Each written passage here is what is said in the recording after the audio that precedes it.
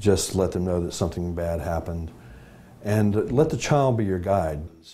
That is a mental health expert talking about how school shootings can affect children miles away from the scene of the crime. This insight is coming after the deadly shooting in Florida and threats here at home. We've seen a lot of them from students, some of them saying they were just joking. Yeah, it's not very funny, is it? As 7 News reporter Nicole Smith standing by with advice for parents. Nicole. Well, Gordon and Amy, I sat down with a mental health expert who says parents need to talk with their children about school shootings to help them cope with what's happened. To understand that, unfortunately, this is the world we live in now, and these things do happen. Charlton Hall chairs the behavioral health department at Regenesis Healthcare. He says the school shooting in Parkland, Florida, made it to the minds of his patients who've dealt with trauma. Because it's just another reminder that the world is not always a safe place. A conversation he says parents need to have in their homes too.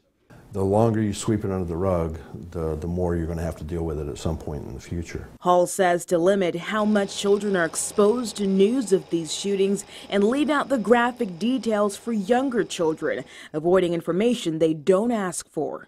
But in the same way, be realistic. Still, he says to remind children school shootings are possible, but not always probable.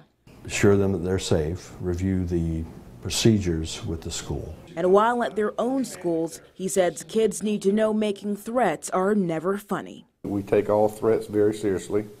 If you are 13, 14, 15 and up and you decide you want to post something on Snapchat and don't think nobody's going to know, you might see my ugly mug coming to your door to put handcuffs on you. Hall says joking about these shootings could be a sign a child needs professional help. The joking about it is a sign of vicarious trauma or a sign of compassion fatigue.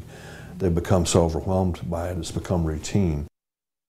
And Hall says that professionals like himself and teachers are known as mandated reporters, Gordon. So whenever they hear anything dangerous, they're required by law to report that information, else they could lose their licenses over it. I mean, I have to tell you, as a parent who sends a child to school every day, I think somebody needs to talk to me about how to handle this kind of stuff. But kids, you say limit access to them. They all have phones. They all go to school. I mean, they get all of these images. It's almost impossible to protect your kids. Right. So he says even though you can't prevent them from seeing this as often as possible, to try to have that conversation when they get home. That's a situation that you can control. He also says to try to monitor their social media as well, seeing if they're making any posts about the shootings to kind of get an idea of what their mindset is like, Gordon. That's tough. All right, Nicole, thank you.